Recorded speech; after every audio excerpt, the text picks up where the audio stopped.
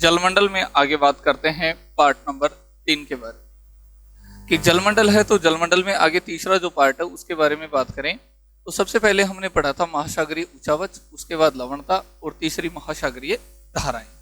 अब तीसरी महासागरीय धाराओं के बारे में बात करते हैं जो रीट भर्ती में हर पेपर में यहाँ से प्रश्न पूछा जाता है और इसको बहुत ध्यान से समझना है, कहीं इसका प्रश्न गलत नहीं करना है। बहुत इजी है, एकदम सबसे आसान है महासागरीय धाराएं, लेकिन आसान तब होगा जब आप आराम से ध्यान कर पढ़ेंगे। लोग बिना पढ़े सबसे हार्ड रहते हैं महासागरीय धाराएं। तो एकदम इसी तरीके से सबसे इजी तरीके से पढ़ेंगे महासागरीय धाराएं। तो जो जलमंडल है, जलमंडल में अपनी सबसे पहले बात हुई थी महासागरीय उच्चावच, फिर लवणता और आज तीसरा पार्ट पढ़ते हैं महासागरीय धारा। महासागरीय धाराओं के बारे में बात करते हैं तो अपना पॉइंट है महासागरीय धाराएं। सबसे पहले बात करते हैं कि महासागरीय धाराएं कहते किसको हैं। तो देखो किसको कहा जाता है महासागरीय धाराएं। कि महासागरीय धाराओं की डेफिनेशन लिखते हैं कि किसको कहा जाता है तो आती है महाद्वीपों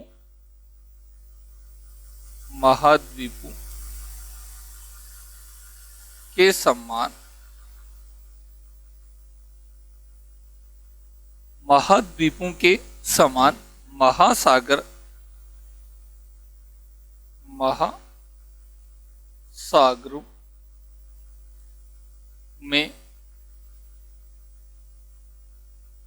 महासागरों में जल के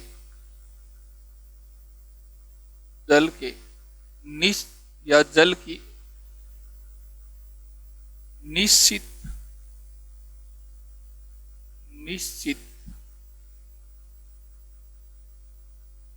प्रवाह धारा को या महासागरों में जल की निश्चित धारा के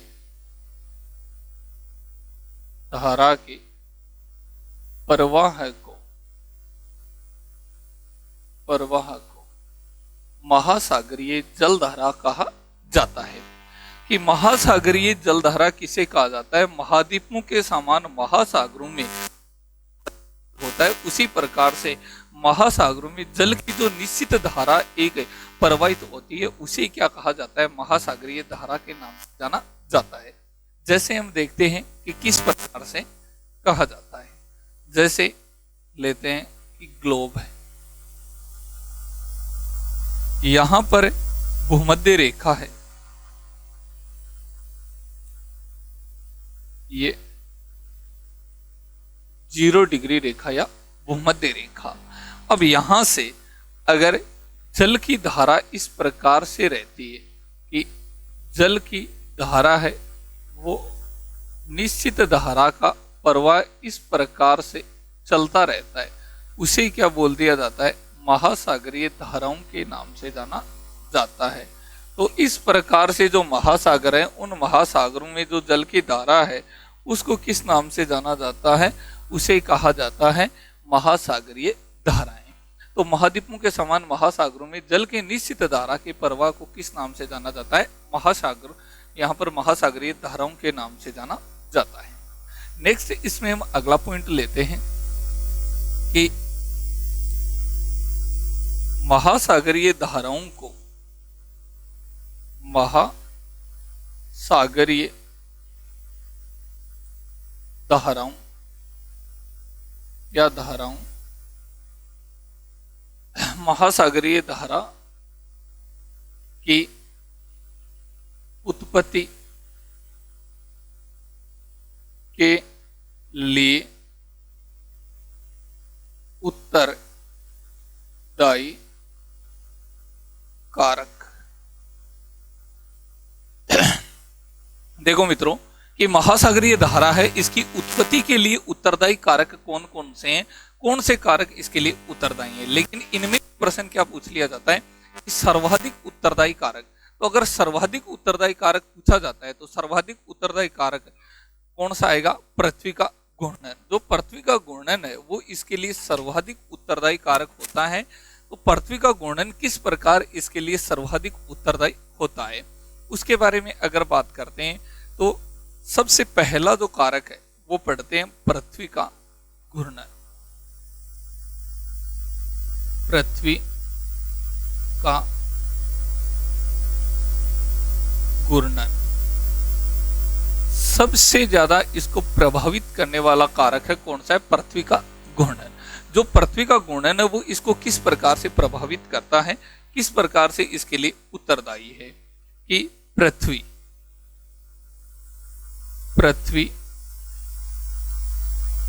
पश्चिम से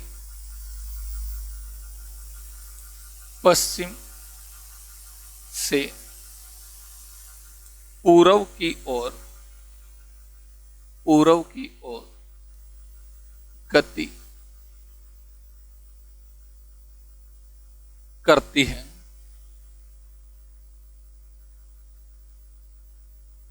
जो पृथ्वी है, पृथ्वी किस तरफ गति करती है? पश्चिम से पूर्व की। जैसे पृथ्वी है, पृथ्वी की जो गति होगी वो किस प्रकार से होगी? ये तो भाग आएगा पश्चिम, और ये भाग कौन सा आ गया? पूर्वी भाग। कौन सा है? पूर्वी। तो यहां पर जो पृथ्वी की गति रहेगी वो किस प्रकार से रहेगी? यहां से पृथ्वी की गति ये रहेगी, पश्चिम से पूर्व की ओर पृथ्वी क्या करती है? गति करती है। अब ये जो गति करती है इसमें संतुलन पैदा करने के लिए जल क्या करेगा? इसकी विपरीत दिशा में कार्य करेगा। तो इसमें संतुलन पैदा करने के लिए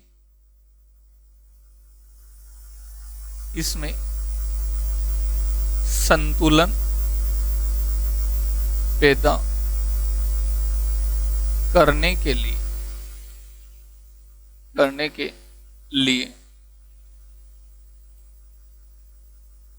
जल विपरीत दिशा में कार्य करता है।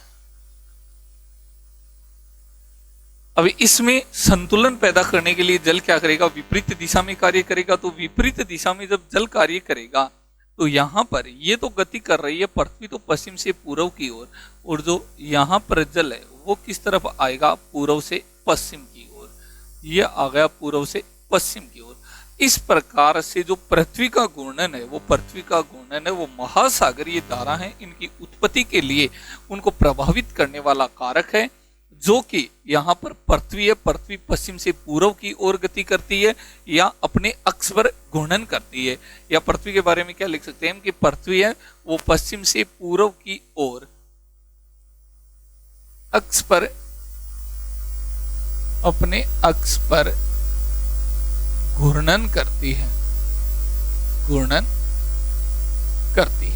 तो पृथ्वी है, पृथ्वी अपने अक्ष पर पश्चिम से पूर्व की ओर जैसे ही घूर्णन करती है तो ये जो संतुलन है, संतुलन बनाने के लिए यहाँ पर जल है वो पूर्व से पश्चिम की ओर आएगा, जिससे महासागरीय धाराएं क्या होंगी? उत्पन्न होंगी। इनके अलावा अगर हम एक छोटा उदाहरण लेकर देखते हैं, जैसे एक बाल्टी है, उस बाल्टी में क्या है? जल है। तो अब बाल्टी को अगर टेढ़ा किया जाता है, जैसे बाल्टी है, इस बाल्टी में इतना जल है, अगर इस बाल्टी को टेढ़ा किया जाता है तो इसमें संतुलन बनाने के लिए यहाँ पर जल है, जल इस प्रकार से एक तरफ जल का भाग ऊपर हो जाएगा और एक कैसे हो जाएगा? नीचे हो जाएगा, जिसके कारण जल यहाँ ऊपर से नीचे की ओर क्या करेगा? गति करेगा। इस प्रकार से पृथ्वी का घूर्णन किसको प्रभावित कर रहा है? महासागरीय धाराओं को। नेक्स्ट 2 नंबर कारक इसके बारे में पढ़ते हैं, तो वो आता है प्रचलित पवने। तो 2 नंबर इसको प्रभावित करने वाला कारक है प्रचलित पवने।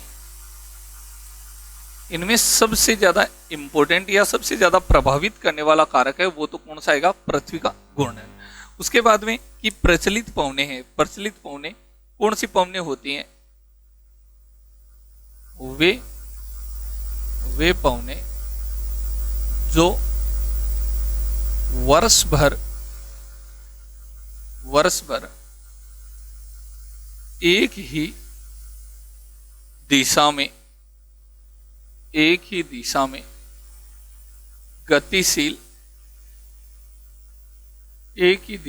गतिशील होते हैं, कि वह पवने जो वर्ष भर एक ही दिशा में गतिशील होती हैं, वर्ष भर एक ही दिशा में चलते हैं, इन इन पवनों के कारण या ये पवने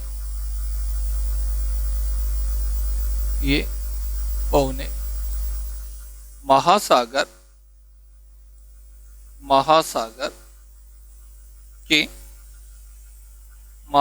की सतह के या फिर ऊपरी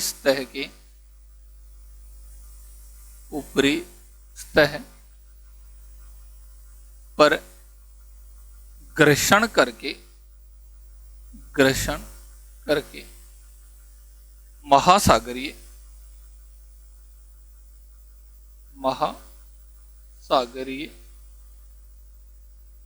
धाराएं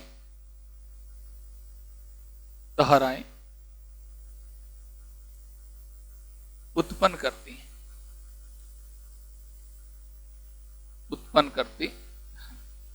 चलो दूसरा कारण पढ़ते हैं। दूसरा कारण है प्रचलित पवने। अब देखो प्रचलित पवने किस प्रकार से इसको प्रभावित करती हैं। जैसे ये महासागर है, क्या है? महासागर। इस महासागर में यहां पर ये जल है। प्रचलित पवने वर्ष भर एक ही दिशा की ओर गतिशील रहती हैं, इसलिए ये महासागरीय धाराओं, ये जो महासागर है, इस महासागर की ऊपरी सतह है, इस पर यहाँ पर लगातार इस प्रकार चलती रहती हैं, जिससे इसमें घर्षण पैदा होता है, और घर्षण होने के कारण यहाँ पर है ये जो जल है, इसका स्तर इस तरफ निम्न हो जाएगा और इस तरफ यहाँ पर पश्चिमी भाग की ओर क्या हो जाएगा? उच्च हो जाएगा। तो इस प्रकार से यहाँ पर महासागर धाराएं क्या उत्पन्न होती हैं। तो इसको प्रभावित करने वाला दूसरा कारक है कौन सा? प्रचलित पवने। पहला था पृथ्वी का घूर्णन, दूसरा है प्रचलित पवने। आगे पढ़ते हैं 3 नंबर कारक जो इसको प्रभावित करता है। 3 नंबर कारक है तापमान व वाष्पीकरण। तापमान व वाष्पीकरण। देखो तापमान और वाष्पीकरण है वो कैसे इसको प्रभावित करता है। जैसे कि यहां पर सूर्य है,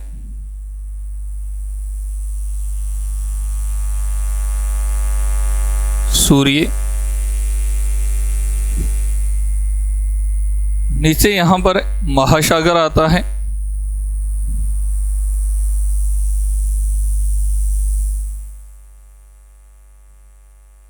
ये महासागर है। इस महासागर में यहां पर जलीय भाग है,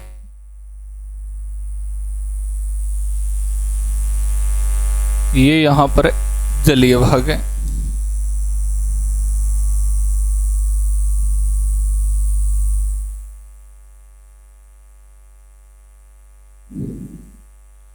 सूर्य है, सूर्य की एक तो किरणें पड़ती हैं लंबवत।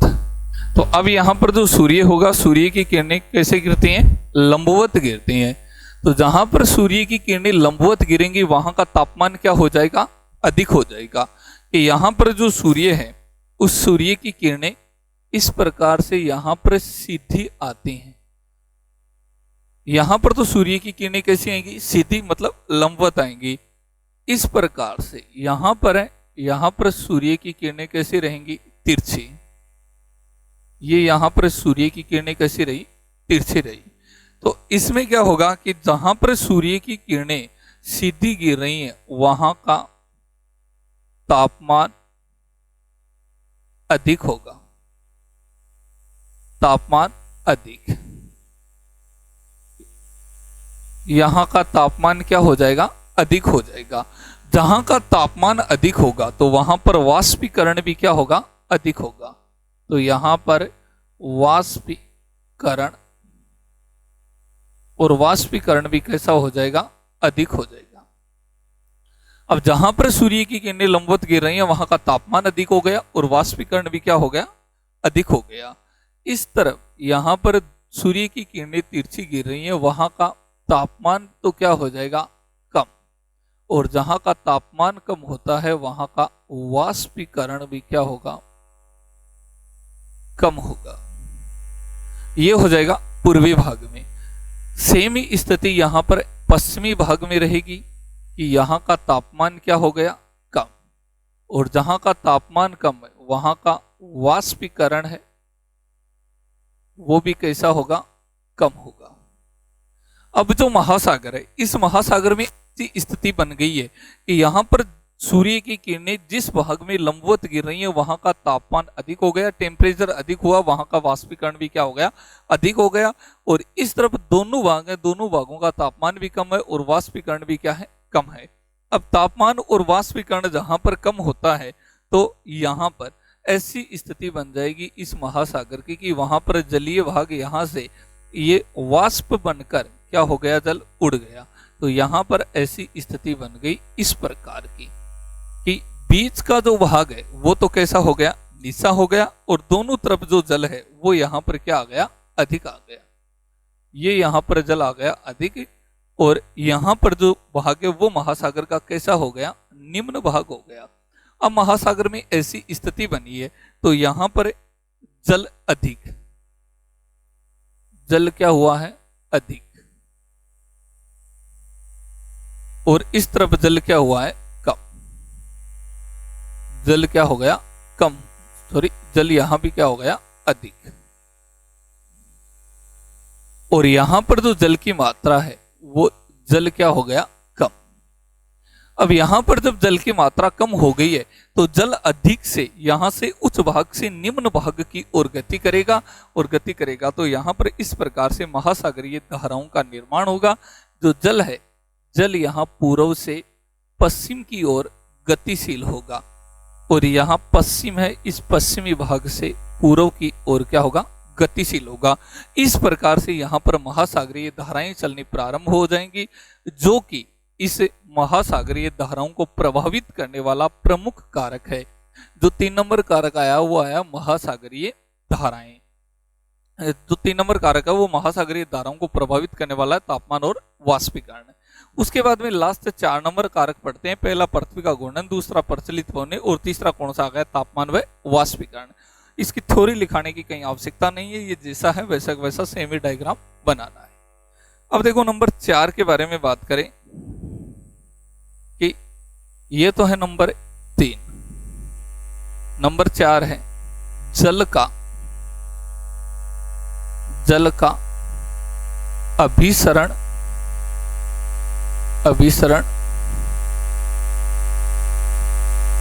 व अपसरण।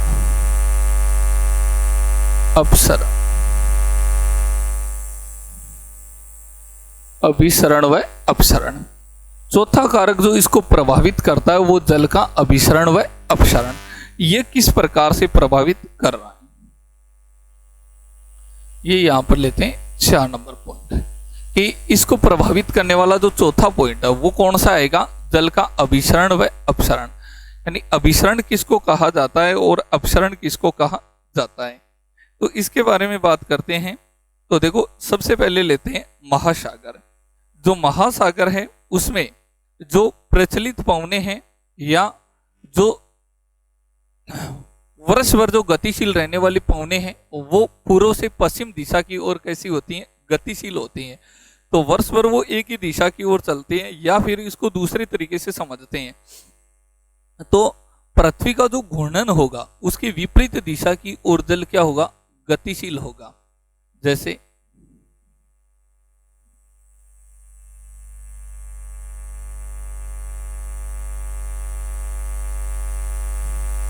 ये महासागर है, महासागर में ये जलीय भाग है,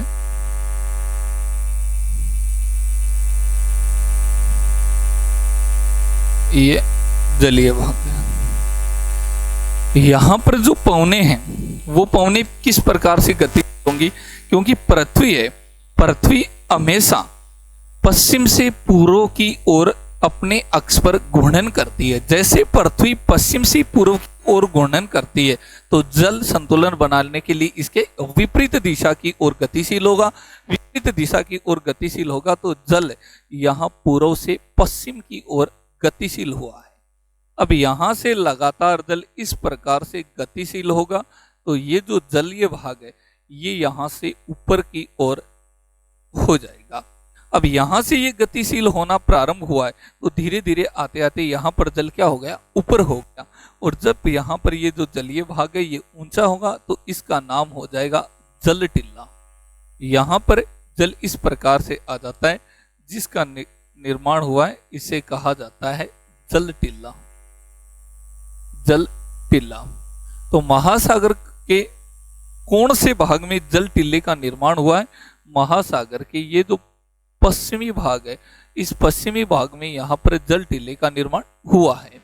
यहाँ पर जो इसका पूर्वी भाग है, इससे धीरे धीरे जल यहाँ से इस पूर्व से पश्चिमी भाग की ओर जाएगा, तो यहाँ पर जल की मात्रा क्या हो जाएगी, कम। और जल की मात्रा कम, यहाँ निर्माण होगा जल घाटी का। तो यहाँ पर इसके कौन सा भाग आ जाएगा, जल घाटी। प्रश्न पूछा जाए कि महासागर के पूर्वी भाग में पाया जाता है, तो क्या आएगा, जल घाटी। महासागर के पश्चिमी भाग में आता है, तो क्या आएगा, यहाँ पर जल टिल्ला। इस प्रकार से जल टिल्ला और जल घाटी का निर्माण होता है। अब अभिसरण किसको कहा जाता है और अपसरण किसको कहा जाता है, तो इसके बारे में बात करें तो अभिसरण और अपसरण है, उनकी क्रिया लगातार यहाँ पर गतिशील रहेगी कि जो जल है उस जल की मात्रा नीचे की ओर जाती है, तो उसे क्या बोल दिया जाता है, अभिसरण। और जल वापस ऊपर की ओर आता है, तो उसको क्या बोल दिया जाता है, अपसरण बोला जाता है। तो यहाँ पर जो ये चल रही हैं, इनको तो हमने क्या नाम दे दिया है, ये तो है महासागरीय धाराएं।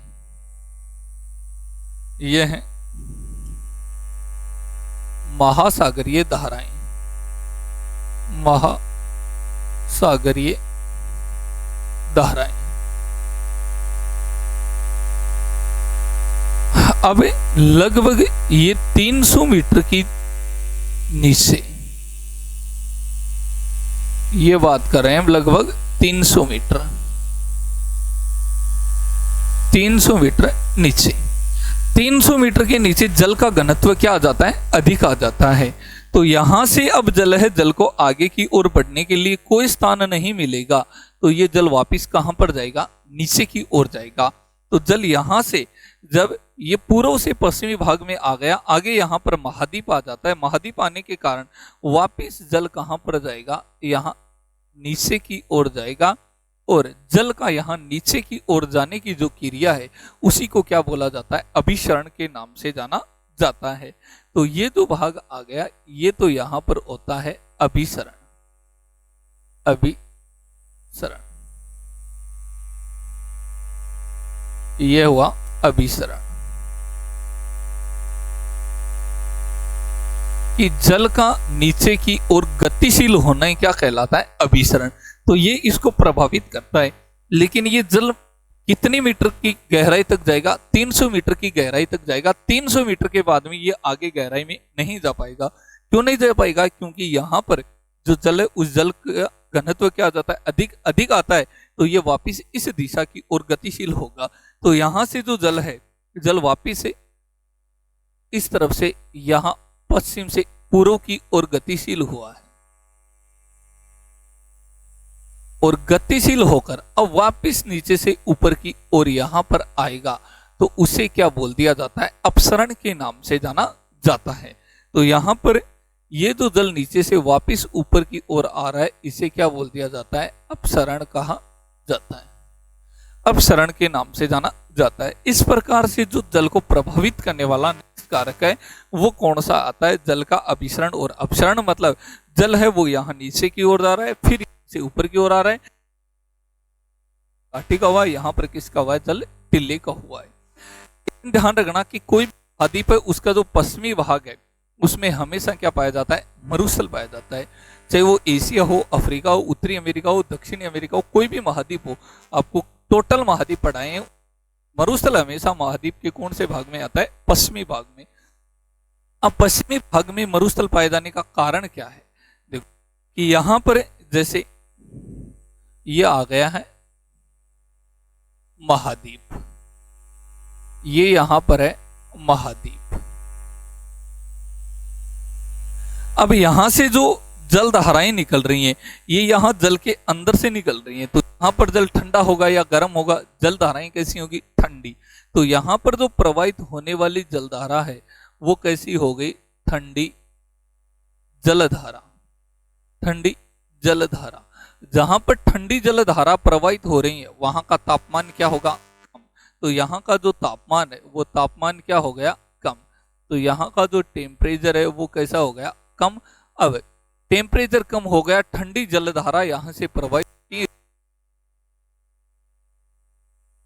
नहीं, तापमान कम हो कारण, और इसलिए यहाँ पर ये जो महाद्वीप है, इन महाद्वीपों का जो पश्चिमी भाग है वहां पर किसका निर्माण होता है, मरुस्थल का निर्माण होता है। तो मरुस्थल का निर्माण होने का प्रमुख कारण क्या है कि ठंडी जलधाराएं, और हमेशा ये कहां पर कौन सी दिशा में पाया जाता है, जो महाद्वीप है उस महाद्वीप के पश्चिमी भाग में हमेशा मरुस्थलों का निर्माण होता है। यह है मरुस्थल निर्माण होने का भी प्रमुख कारण। तो जलधाराएं उन जलधाराओं को प्रभावित करने के ये प्रमुख कारक हैं, आपको अच्छे से समझ में आ गए होंगे। अब आगे पढ़ते हैं कि जलधाराओं के प्रकार, कितने प्रकार की जलधाराएं होती हैं और कौन कौन से महासागरों में ये धाराएं प्रवाहित होती हैं। तो देखो दोबारा कि महाद्वीपों के समान महासागरों में जल की निश्चित धारा के प्रवाह को किस नाम से जाना जाता है, महासागरीय धाराओं के नाम से जाना जाता है। नेक्स्ट है कि महासागरीय धाराओं की उत्पत्ति के लिए उत्तरदायी कारक। तो महासागरीय धाराओं की उत्पत्ति के लिए उत्तरदायी कारक, पहला अपना कौन सा आया है, पृथ्वी का घूर्णन। पृथ्वी है वो पश्चिम से पूर्व की ओर अपने अक्ष पर घूर्णन करती है, और इसमें संतुलन पैदा करने के लिए जल क्या करता है, इसकी विपरीत दिशा की ओर कार्य करता है या विपरीत दिशा की ओर गतिशील रहता है। नेक्स्ट है प्रचलित पवने, वे पवने जो वर्ष भर एक ही दिशा में गतिशील होती हैं। ये पवने महासागर के ऊपरी सतह पर घूर्णन करके महासागरीय धाराएं उत्पन्न करती हैं। नेक्स्ट है तापमान व वाष्पीकरण। तापमान व वाष्पीकरण में क्या आता है कि जहां पर सूर्य की किरणें लंबवत गिर रही हैं वहां का तापमान अधिक होगा और वाष्पीकरण भी अधिक होगा। इस कारण यहाँ पर जल की मात्रा कम होगी। यहाँ पर जहां पर सूर्य की किरणें तिरछी गिर रही हैं वहां पर टेम्परेचर कम, वाष्पीकरण भी क्या होगा, कम। तो यहाँ पर जल की मात्रा दोनों तरफ अधिक होगी। अधिक होने के कारण यहाँ पूर्व और पश्चिम की ओर से यहाँ पर महासागरीय जलधाराएं गतिशील रहती हैं। नेक्स्ट और अंतिम कारक है जल का अभिसरण और अपसरण। ये अभिसरण और अपसरण है कि यहाँ पर जैसे पृथ्वी पश्चिम से पूर्व की ओर गतिशील होती है तो पवने पूर्व से पश्चिम की ओर चलती हैं। पवने चलने के कारण इसके पूर्वी भाग में जल घाटी का निर्माण होता है, पश्चिमी भाग में होता है। जब ये जल यहाँ लगभग 300 मीटर की गहराई की ओर जाता है अभिसरण कहा जाता है, वापिस ऊपर की ओर आता है या को अपसरण के नाम से जाना जाता है। यहाँ पर जो टेम्परेचर है वो टेम्परेचर कम है और ठंडी जलधाराएं चलने के कारण यहाँ पर नमी प्राप्त नहीं कर पाती हैं। इस होने के कारण महाद्वीपों के पश्चिमी भाग है वहां पर हमेशा किसका निर्माण होता है, मरुस्थल का निर्माण होता है। आगे है कि महासागरीय जलधाराओं को प्रभावित करने वाले कारक, या फिर ये कंप्लीट हुए प्रभावित करने वाले कारक। नेक्स्ट हम पढ़ते हैं कि जलधाराओं के या महासागरीय धाराओं के प्रकार। महासागरीय धाराओं के प्रकार। महासागरीय जलधारा के प्रकार, कितने प्रकार की जलधाराएं पाई जाती हैं, दो। कितने प्रकार की जलधाराएं हैं, दो प्रकार की जलधाराएं पाई जाती हैं। दो प्रकार की, एक तो हम पढ़ते हैं गति के आधार पर और दूसरा हम पढ़ते हैं तापमान के आधार पर। तापमान के आधार पर तो जलधाराएं हैं वो कितने प्रकार की हैं, दो प्रकार की। दो प्रकार कौन कौन से आए हैं, एक आया गति के आधार पर, दूसरा आया किसके आधार पर, तापमान के आधार पर। तो सबसे पहले पढ़ते हैं गति के आधार पर। अब गति के आधार पर लेते हैं तो एक नंबर आती है स्ट्रीम। कौन सी धारा आती है, स्ट्रीम। एक नंबर है स्ट्रीम। दो नंबर है धारा। कौन सी आएगी, धारा। अब देखो सबसे पहले तो पढ़ लेते हैं हम स्ट्रीम को ही, कि स्ट्रीम है, स्ट्रीम सबसे तेज, जो सबसे तेज होती है उसको किस नाम से जाना जाता है, स्ट्रीम के नाम से जाना जाता है। कि जो सबसे तेज गति से चलती हैं वो कौन सी आएंगी, स्ट्रीम आएंगी। नेक्स्ट कौन सी आती है, धारा। तो धारा है, वो धारा क्या होगी, सामान्य गति से चलने वाली होगी। दूसरी कौन सी है, धारा। और धारा क्या करती है, सामान्य, ये सामान्य गति से चलने वाली है। तीसरी कौन सी आती है, प्रवाह। और प्रवाह है ये सबसे धीमी गति की, ये सबसे धीमी गति की। तो गति के आधार पर धाराओं को कितने भागों में बांटा गया, 3 भागों में बांटा गया। 3 भागों में पहला कौन सा है, स्ट्रीम, दूसरी धारा, और तीसरा कौन सा है, प्रवाह। सबसे तेज होती है उसको स्ट्रीम कहा जाता है, सामान्य होती है उसको धारा कहा जाता है, और सबसे धीमी गति की होती है उसको किस नाम से जाना जाता है, प्रवाह के नाम से जाना जाता है। नेक्स्ट इसमें आता है तापमान के आधार पर। तापमान के आधार पर इसको 2 भागों में विभाजित किया गया, गर्म जलधारा, गर्म जलधारा। और 2 नंबर आता है ठंडी जलधारा, ठंडी जलधारा। एक आती है गर्म जलधारा और दूसरी कौन सी आती है, ठंडी जलधारा। गर्म और ठंडी जलधाराओं के बारे में बात करें तो देखो गर्म जलधाराएं कौन सी होती हैं, बहुत आसान है कि भूमध्य रेखा से, भूमध्य रेखा से ध्रुवों की ओर, ध्रुवों की ओर गति करने वाली धाराएं। जैसे गरम, गरम का आपको पता है ये यहां पर आ जाती है भूमध्य रेखा। अब भूमध्य रेखा 0 डिग्री है तो टेम्परेचर अधिक यहाँ ध्रुवों का रहता है या फिर 0 डिग्री का, तो टेम्परेचर तो ज्यादा काम करेगा 0 डिग्री का। अब धाराएं यहाँ 0 डिग्री से अगर ध्रुवों की ओर जा रही है तो यहाँ क्या टेम्परेचर अधिक है, टेम्परेचर अधिक है तो यहाँ की धाराएं क्या होंगी, गर्म। और तो गर्म होंगी तो यहाँ पर इस प्रकार से जो चलने वाली जलधाराएं वो तो होती हैं गर्म। और ठंडी, ठंडी आपको पता है कि ठंडा क्या है, ध्रुव है। तो ध्रुवों से अगर यहाँ 0 डिग्री की ओर आ रही है वो जलधाराएं किस नाम से जानी जाएंगी, ठंडी जलधारा के नाम से जानी जाती हैं। तो ठंडी में लिख सकते हैं कि ध्रुवों से, ध्रुवों से भूमध्य रेखा, भूमध्य रेखा की ओर गति करने वाली धाराएं किस नाम से जानी जाती है, ठंडी जलधाराओं के नाम से जानी जाती हैं। तो सबसे ज्यादा जो प्रश्न पूछा जाता है वो इन प्रकारों से पूछा जाता है, गर्म और ठंडी जलधाराओं से।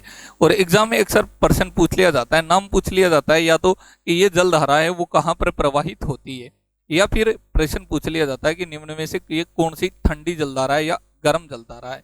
तो जो जलधाराएं हैं वो 3 ही महासागरों में प्रवाहित होती हैं। कौन सा है, अटलांटिक महासागर, प्रशांत महासागर और कौन सा आएगा, हिंद महासागर। तो हम सबसे पहले बात करेंगे कौन से महासागर की, अटलांटिक महासागर की।